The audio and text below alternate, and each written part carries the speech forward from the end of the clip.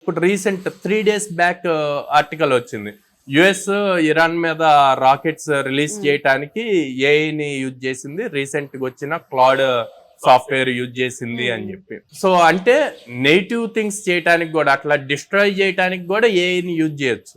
అట్లా నెగిటివ్ గా అది రెడీ అవ్వకుండా ఉండటానికి డెవలపర్స్ వర్క్ చేస్తూ ఉంటారు. సో అందరూ ఏమంటున్నారు, లే ఆఫ్స్ అవుతున్నాయి, ఇంకిన్ని జాబ్స్ ఉండవు అంటారు.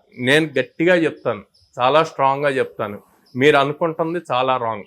1.5 years లో ఇప్పుడు మీరు ఎన్ని లే ఆఫ్స్ చేసి చూసారో దానికి డబల్ 3 times జాబ్స్ క్రియేట్ అవుతాయి. కాకపోతే కొత్త డెసిగ్నేషన్స్ తో క్రియేట్ అవుతాయి, అన్ని ఏ రిలేటెడే క్రియేట్ అవుతాయి.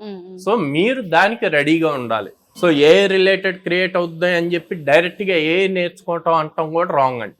సో దాని బేస్ ఫౌండేషన్ ఏంటి అన్నది కూడా చూసుకోవాలి. ఆ బేస్ ఫౌండేషన్ ఏంటి, ప్రోగ్రామింగ్ రావాలి, లాజికల్ థింకింగ్ రావాలి. ఏ వీటిని రీప్లేస్ చేయలేదండి. సో వాటన్నిటిని కూడా మనమే అప్ స్కిల్ అవుతూ ఆ లెవెల్ కి వెళ్తే గనక ఇంకా బెటర్ వేలో వస్తుంది.